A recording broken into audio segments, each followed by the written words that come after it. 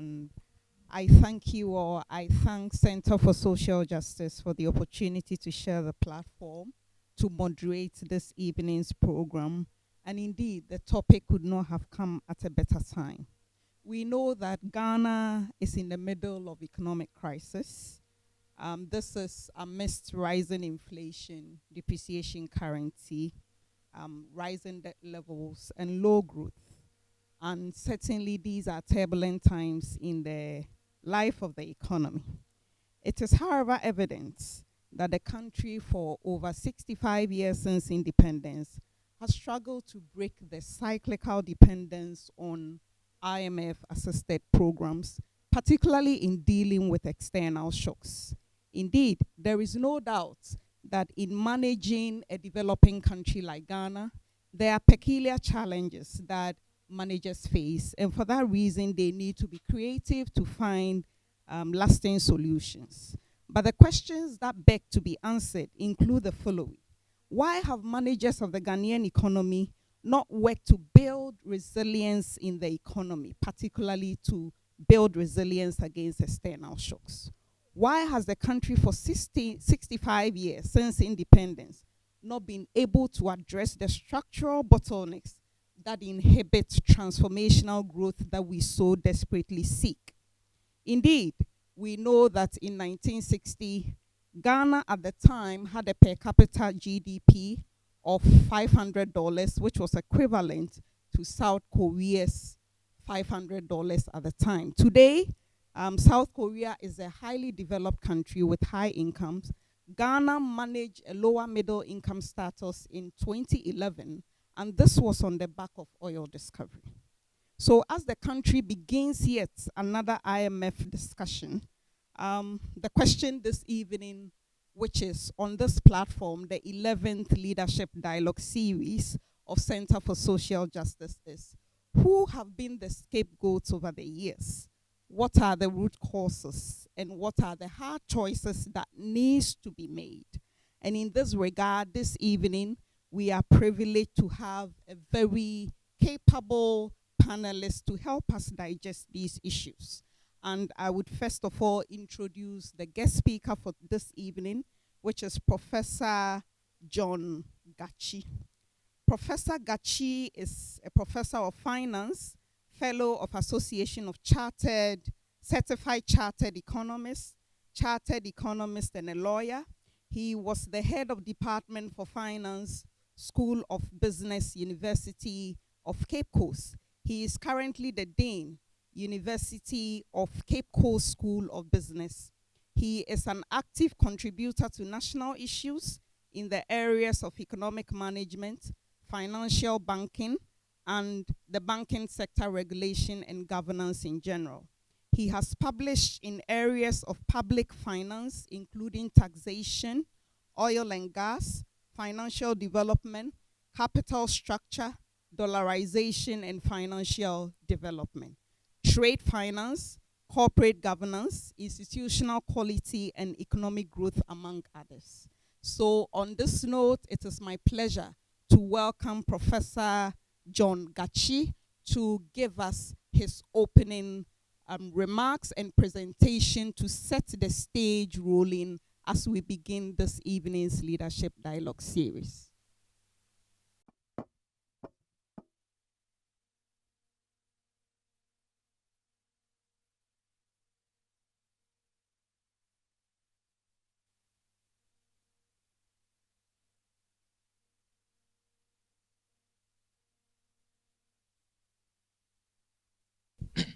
Thank you very much for the introduction. And I first of all want to thank the Center for inviting me as the keynote speaker at the 11th Leadership Dialogue Series on the topic Transforming Ghana's Economy, Scapegoats, Root Causes, and Hard Choices. The topic, I must say, is relevant for the time because it provides an opportunity to reflect on socioeconomic governance, leadership, and the need for continuous improvement in socioeconomic profile of the country. As a keynote speaker, my job is to comment broadly on key issues about the economy within the context of the topic. And I am minded to say that I am not giving a keynote statement on economics, but I'm giving a keynote statement on the economy, which embodies so many things. So I'll be focusing on certain things that an economics class may not be thinking about, but they are relevant when we are dealing with the economy. The economy deals with health, it deals with transport, it deals with environmental governance, it deals with education, and everything that makes you a Ghanaian. That is what we are talking about.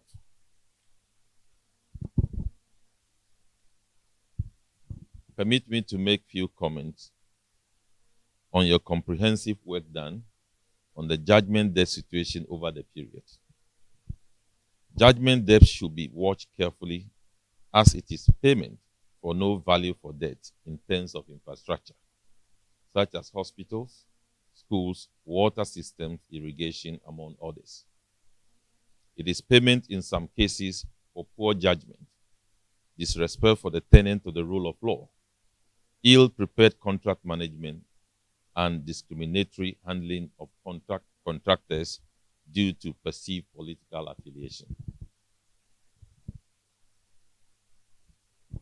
Growth and debt. Long-term debt, such as Eurobonds, are meant to finance long-term strategic programs and projects to support growth and generate revenue.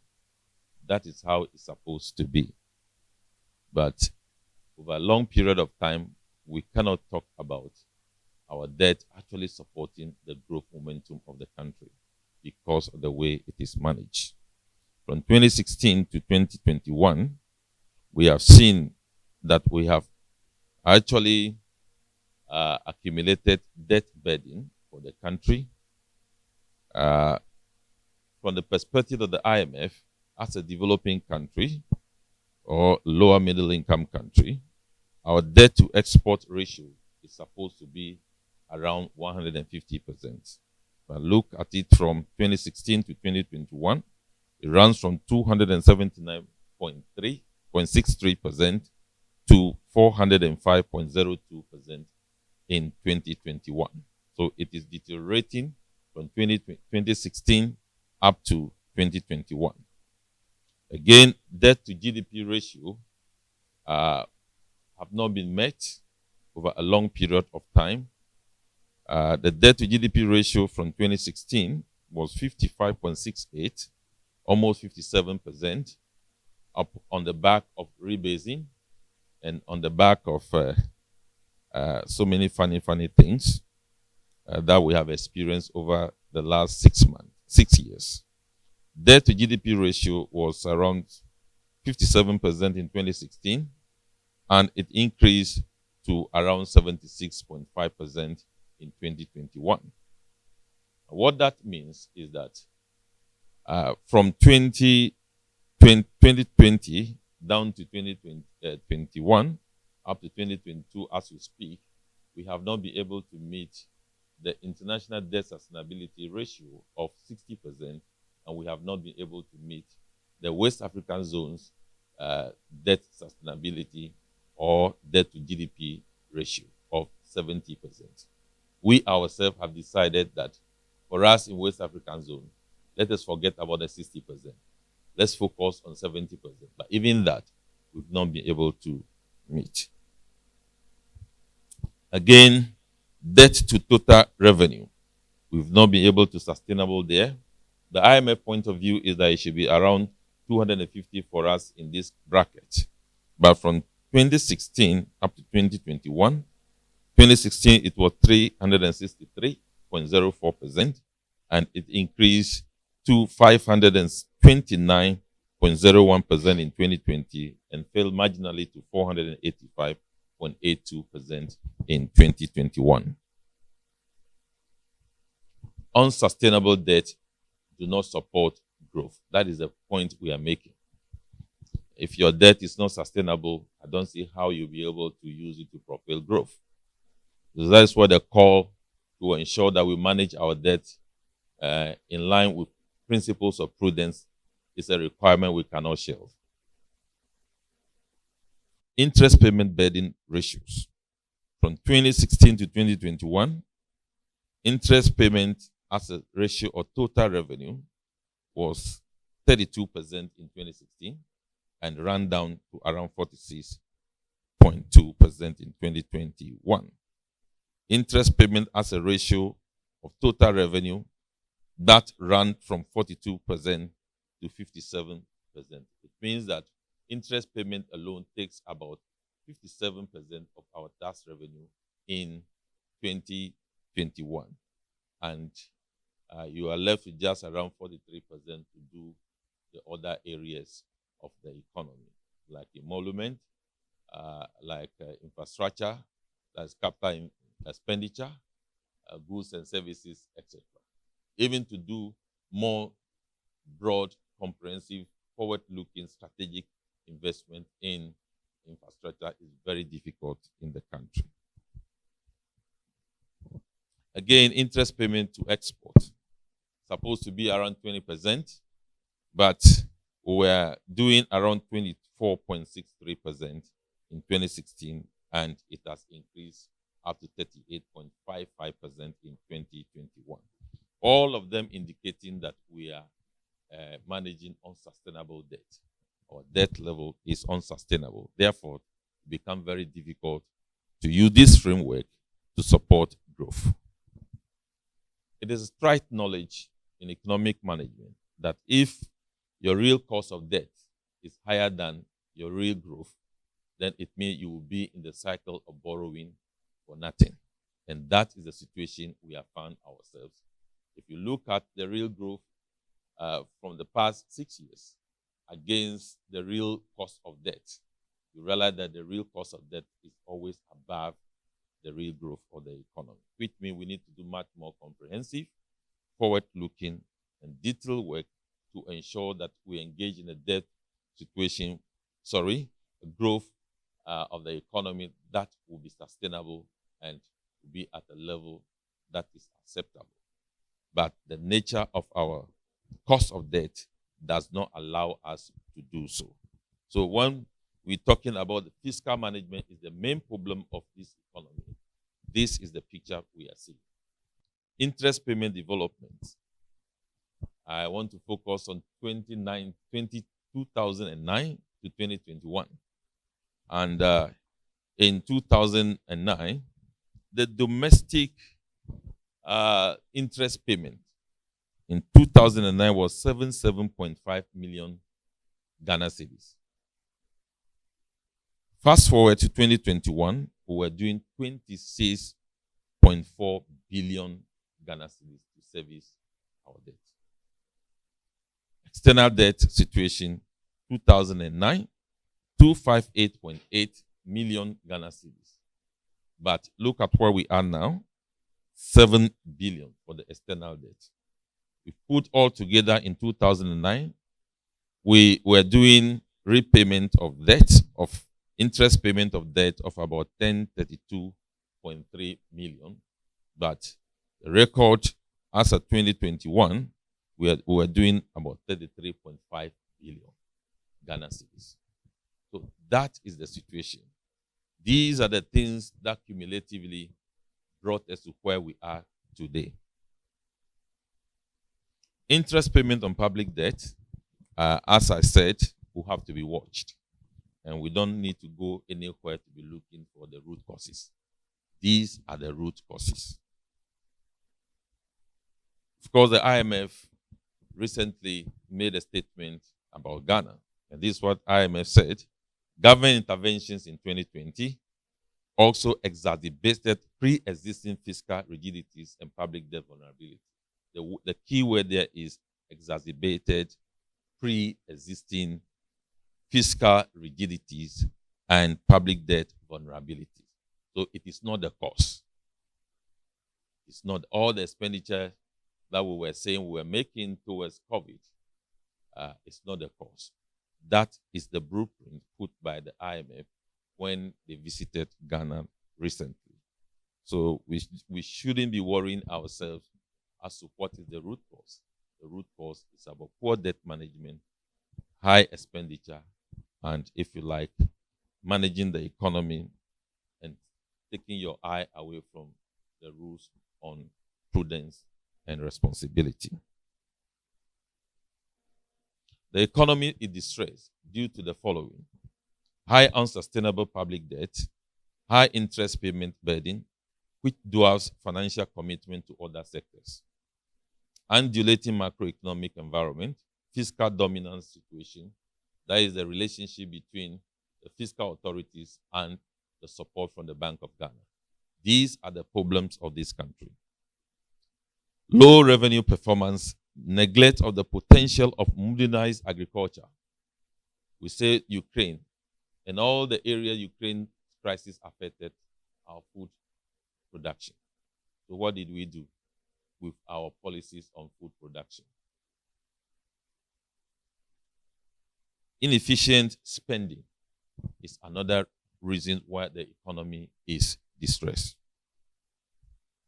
I picked this data from statistical.com, where they reported about the value of agricultural products that have been imported by Ghana from 2008 to 2020.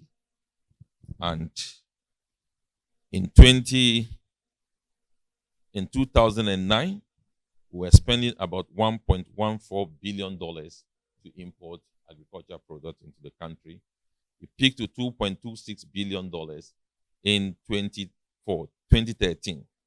It dropped down to $1.71 billion, down to $1.56 billion, and started increasing again in 2016 to $1.78 billion, and peaked again in 2018 at $2.52 billion.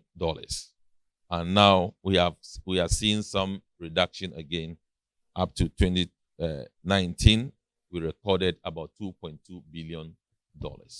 That, in some cases, may be more than what we go to the Eurobond market to borrow. So we need to watch these things. Do we need transformation of the Ghanaian economy? Well, the answer is yes, because all the issues I've raised should not remain the same. Because if they remain the same, we will not be able to meet the expectation of economic management for our people. So do we have scapegoats? The answer is yes, we do. Do we have root causes? Oh yes, I've outlined some of them already. Do we have hard choices to make? Of course, yes. So what then is transforming Ghana's economy? Economic transformation, from my point of view, is a continuous long-term process of ensuring value addition to all sectors with the result of higher labor productivity, higher value-added outcomes of economic engagement, and making industry and manufacturing responsive. Today, it is not responsive. To some, economic transformation is about structural change. And we have had a lot of promises on restructuring the Ghanaian economy, which has not been achieved or have not been attended to. With elusive productivity gain, increase in GDP moving from agriculture to manufacturing. That is the way some people see it. But the United Nations Sustainable Development Goals, Agenda 2030, reflect on economic transformation as comprising fundamental changes in the economy that raise the overall productivity level while ensuring adequate quantity and quality of employment, equitable distribution of income and wealth access to, and then access to quality public services and protection of the environment.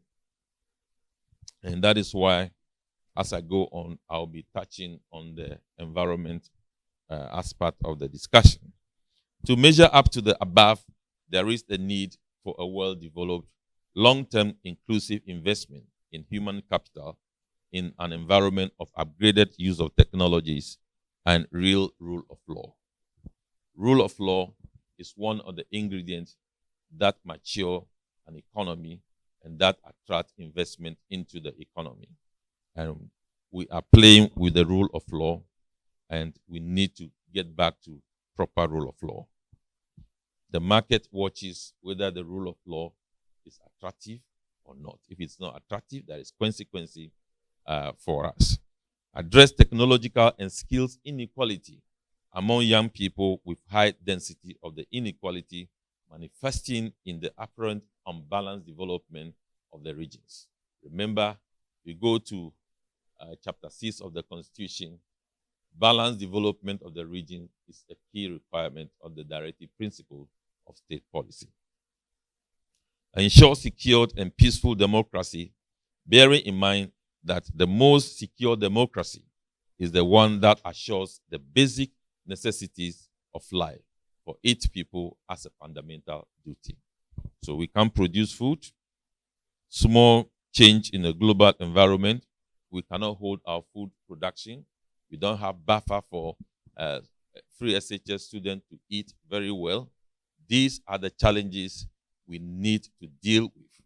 We are not working within the framework of what economic management outcome is supposed to be, and we need to pay attention to that.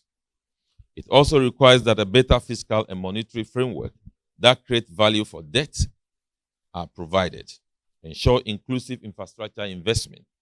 Develop the financial sector in an inclusive manner with democratic regulatory governance. Make better use and support for technology, research and innovation anchored in progressive social protection framework. Environmental governance. I just want to indicate that since 2016, the International Criminal Court has indicated that they have now classified crime against environment as part of crime against humanity. And that is the scaling we need to do when we are discussing Galamsey in the country.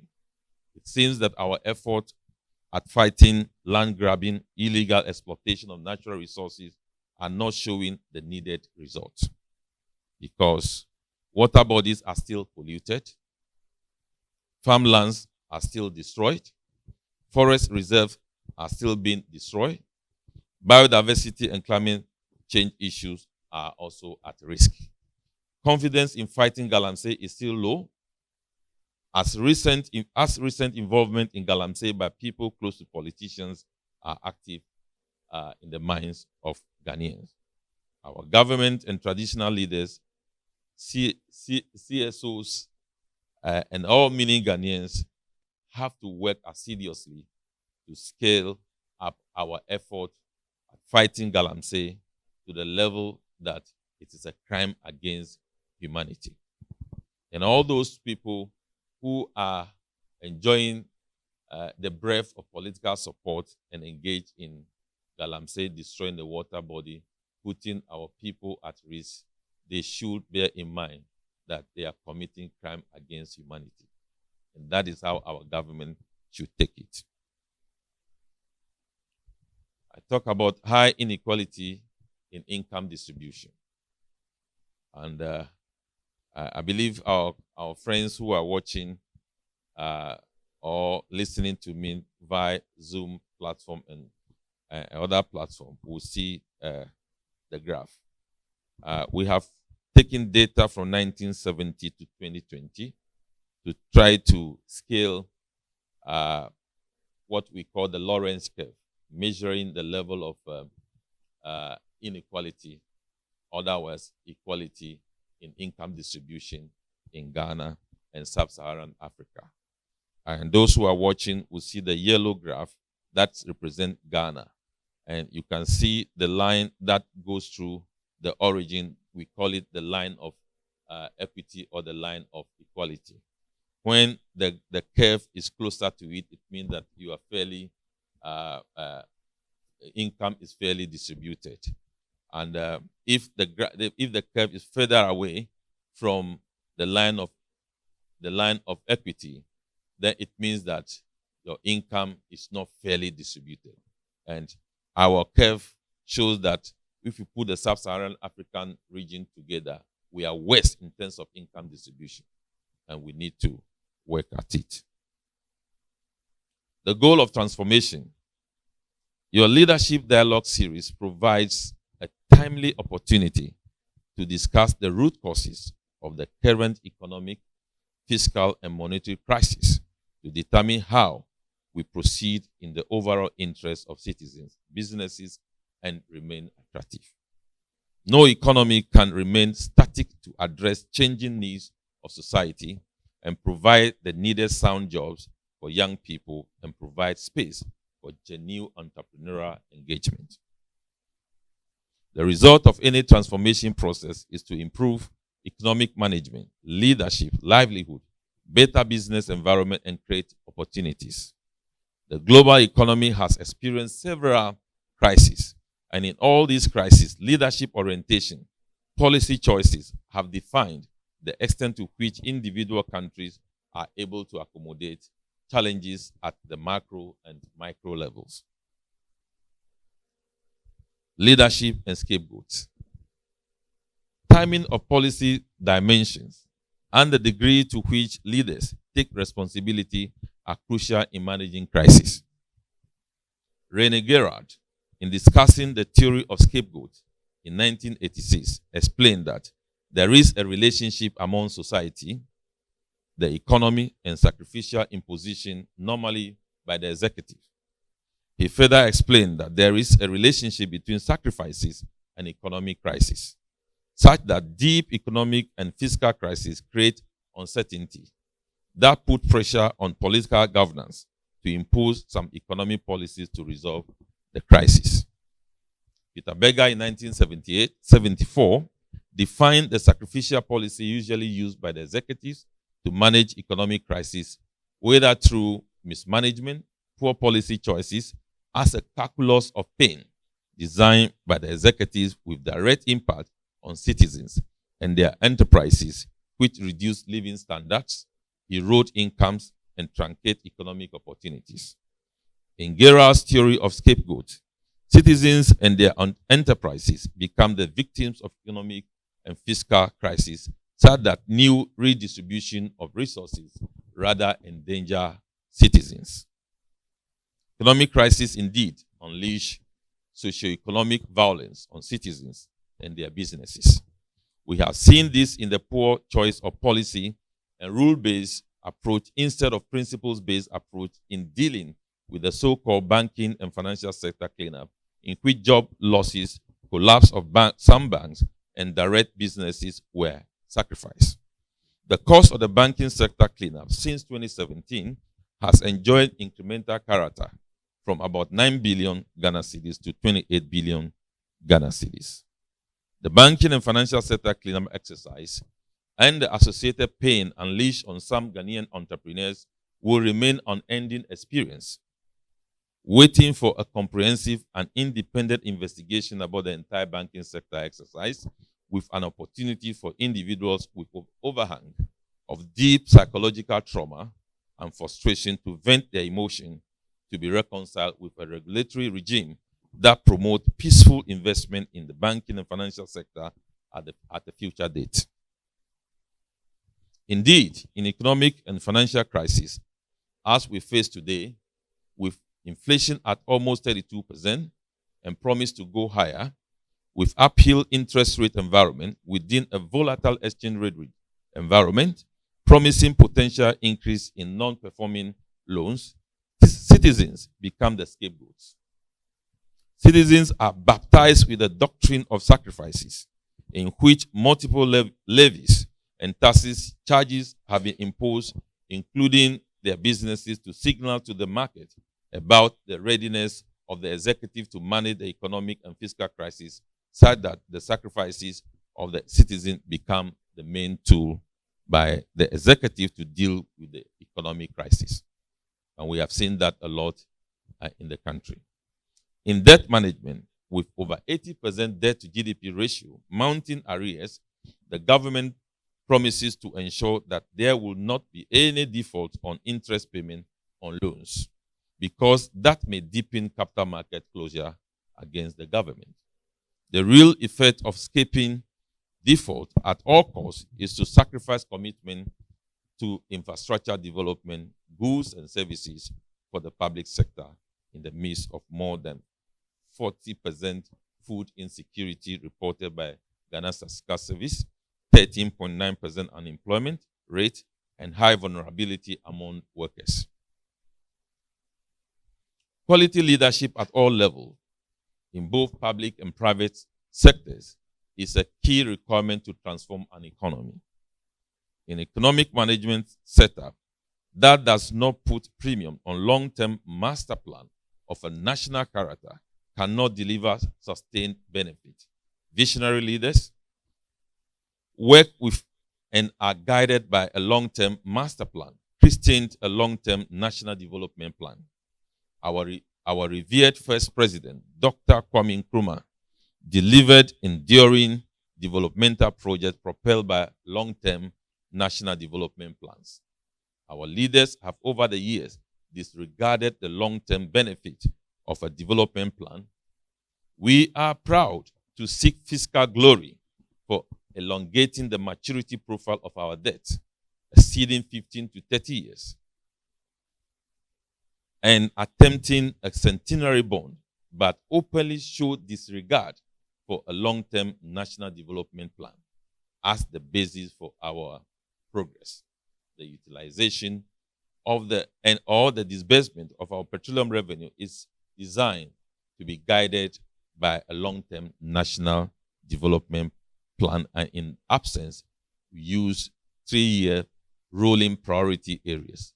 But the 3-year rolling priority area has become the norm instead of the national development plan. Value for debt acquisition diminishes due to lack of appreciation for a disciplined national development plan. In the process, failures in leadership to deliver on economic management expectations are blamed on citizens and not leaders, so as to allow leaders to prescribe policies to afflict ordinary people in the recent attempt to introduce the famous electronic transaction tax called the e-levy. Government predicated the introduction of the levy on two problematic axioms, namely to satisfy immediate fiscal needs and that citizens do not like to pay taxes. So the e-levy will make citizens to pay tax. So that is the basis for which they were discussing the e-levy, only for immediate fiscal reasons. In managing economic crisis, responsible leadership, devoid of blaming imaginary factors, are required. Usually, blame games lead to poor choices and signal more problems.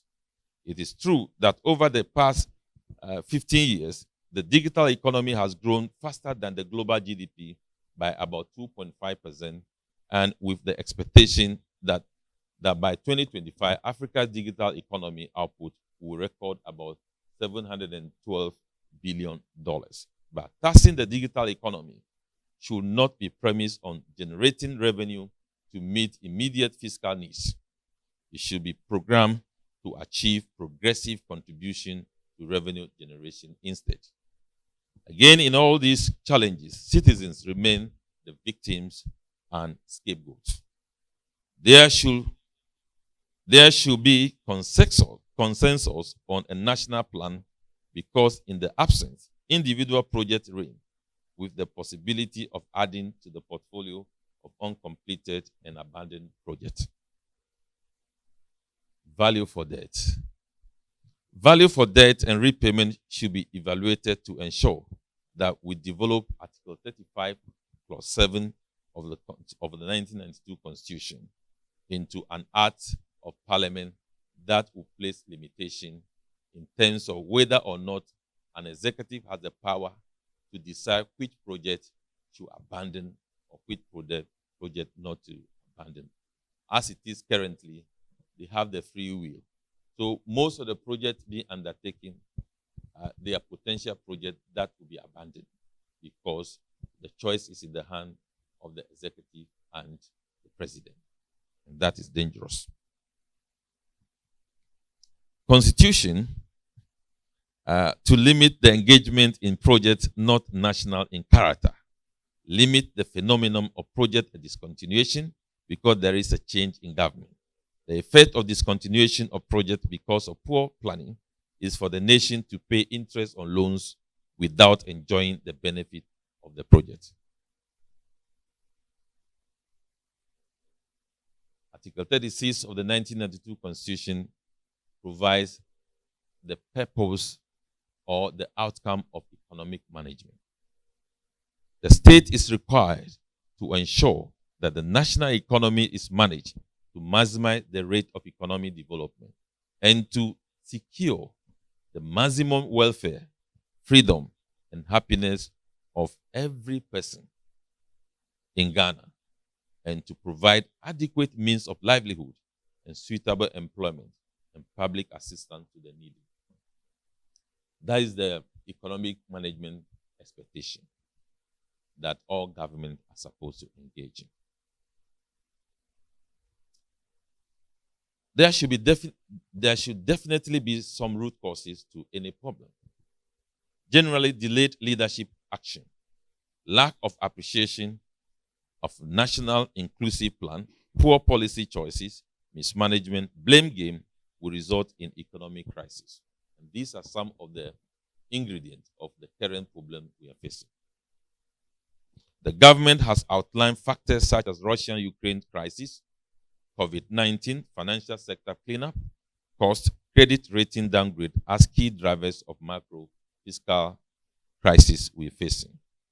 There is the need to appreciate that the Ghanaian economy during good and bad times is influenced one way or the other by external factors. External factors are in different forms. It could be geopolitical development among major economies, appreciation of the US dollar, drastic increase or decrease in commodity prices such as that of gold, cocoa, bauxite, oil, and gas. The extent to which this global development negatively affects the Ghanaian economy will depend on our policies relating to business, development, trade, agriculture, ICT, and industrialization, among others. The Russian-Ukraine war is not the cause of the fiscal and economic crisis of Ghana, but it definitely contributes to the already existing disturbing macro fiscal development before COVID and the Russian crisis. This is because we have not put in place a robust agricultural policy to ensure efficient production and perhaps export same. Russia-Ukraine war rather provides a portfolio of lessons needed to reform and revive agriculture and agribusiness policies with religious commitment instead. That is the lesson. That is the gift from the Russian-Ukraine war. Over the years, we have not demonstrated in our policy-making behavior that we appreciate that agriculture and agribusiness policy should be deliberately formulated to speak to issues relating to currency management, that is import-export relation, and inflation and food sufficiency. That is what we should be doing. And these are the causes of our problem. The current planting for food and job is not structured to accommodate import-export volatility of basic agricultural produce, even though it's a very good program. Credit rating downgrade. Generally, credit rating outcome provides signal to the market as to whether or not a corporate entity or sovereign nation is able to meet its repayment obligations. The rating can affect the country hugely depending on the level of participation in the international capital market, as the case is for Ghana. We, along the line, going to the international capital market has become a source of revenue for our activities. So if the capital market is closed, it is not surprising we are crying. From performance management point of view, credit rating outcome signal whether or not the finances of a country is being managed well, as to assure investors of repayment. Credit rating outcome is a verdict on the economic management of a country. Ghana cannot play the victim of credit rating outcome. It is the rating that we deserve based on how the economy has been managed over the period. To refer to the credit rating outcome as though it is not a reflection of how the economy has been managed, makes it difficult to put in place corrective measures to quickly revert to the path of prudence and fiscal responsibility. The recent multiple negative outcomes may be as a result of cumulative refusal to strengthen fiscal responsibility to ensure moderate debt management outcomes and a less productive revenue effort. For example, in 2018, the Fiscal Responsibility Act was enacted with the expectation of operating within a maximum of 5% fiscal deficit requirement. However, within 1 year, in 2019, the deficit reported to the IMF by the authorities of Ghana was 7.5%, meaning within 1 year, the Fiscal Responsibility Act was breached by 2.5%. And this was before COVID. This was before Russian-Ukraine war. So that is the picture. In attempt to solve some of the country's problems about youth unemployment and intervention to promote access to secondary level education, free SHS, NAPCO were established or were introduced within unsustainable financial framework, inefficient expenditure, procurement challenges, concern for quality, among others. Of course, some will ask, will you say whether there should be review or not? Every serious country knows that when you are running a program of this nature, you will review it from time to time. And there is no lexicon that defines review as cancellation. Review is to improve. Review is to make our children get better education. Review is to ensure that when our children go to school, the meal they provide is timely and is of the balanced diet that our food nutritionists will tell us. That is what review is seeking to do. Free SHS in particular hang on petroleum revenue and has resulted in the distortion in the use of the annual budget funding amount. If you look at the Petroleum Revenue Management Act, the law provides that you can use the ABFA to finance what we call fiscal infrastructure in education. But now, if you check the budget, the description has changed against the requirement of the law. If indeed we want to use petroleum revenue to finance free SHS, we should just amend the law. We should not be doing this kind of tricks about the way we use petroleum revenue, because the enactment is that we can use the annual budget funding amount to finance fiscal infrastructure in education. Any choices? Let an inclusive national development plan guide development of political party manifesto instead of governing by political party manifestos. So the national development plan should be a guide from which the political parties should be speaking. If we want to do our master plan for rail, says we want to connect rail line from Accra to Paga, you should be telling us how many kilometers of that you'll be providing. Not when you go to a particular political party rally and you are happy. Whatever you promise there becomes what the country should go with. That is not others or govern their countries. When the chairperson was talking, he made reference to Malaysia, Singapore, and South Korea. South Korea, they don't do that. That's not what they do. They have a program guiding them. Embrace fiscal discipline. Let political leaders see themselves as stewards and their position as privilege and not an unquestionable right. Provide measurement for value of debt. Parliament ought to help us. We know they are lawmakers, but they approve so many loans. Can they give us, we, the constituents, that this loan that we have provided, and it is specific of this project. This project, we have monitored it, and it is done. I believe Parliament should do more than they are doing. Just approving loans, and after that, we cannot get reports as to whether, in your opinion, the monies have been spent, means the value for debt is in question. We need to work together. So, in conclusion, scapegoats are the citizens, their businesses, and their families. They are the ones whose children cannot be posted as teachers because we are in crisis. They are the ones whose children cannot be posted as doctors because we are in crisis. They are the ones whose children cannot be posted as nurses because we are in crisis. Indeed, citizens are the scapegoats. Disregard for environmental management and fiscal indiscipline must be addressed. On that note, I want to once again thank you for the opportunity.